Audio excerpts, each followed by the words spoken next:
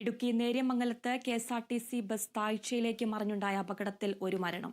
ഇടുക്കി കീരിത്തോട് സ്വദേശിനി അനീറ്റ ബെന്നിയാണ് മരിച്ചത്. അപകടത്തിൽ 20ഓളം പേർക്ക് പരിക്കേറ്റു. നേര്യമംഗലം മണിയാമ്പാറയിൽ KSRTC ബസ് താഴ്ചയിലേക്ക് മറിഞ്ഞുണ്ടായ അപകടത്തിൽ പെൺകുട്ടിക്ക് ദാരുണാന്ത്യം. ബസ്സിനടിയിൽ കുടുങ്ങിയ പെൺകുട്ടിയെ ആശുപത്രിയിലെത്തിച്ചെങ്കിലും രക്ഷിക്കാനായില്ല. ഇടുക്കി കീരിത്തോട് സ്വദേശിനി 14-കാരിയായ അനീറ്റ ബെന്നിയാണ് മരിച്ചത്. അപകടത്തിൽ 20ഓളം പേർക്കാണ് പരിക്കേറ്റത്. ഇവരിൽ 2 പേരുടെ പരിക്ക് ഗുരുതരമാണെന്നാണ് വിവരം. KSRTC ബസ്സിലെ ഡ്രൈവർക്കും കണ്ടക്ടർക്കും അടക്കം പരിക്കേറ്റു. പരിക്കേറ്റ മറ്റുള്ളവരുടെ ആരോഗ്യനില ഗുരുതരമല്ല.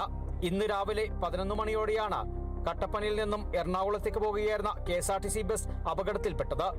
റോഡിന്റെ സമീപത്ത് നിന്നും 20 അടിയോളം താഴ്ചയുള്ള ഭാഗത്തേക്കാണ് ബസ് മറിഞ്ഞത്.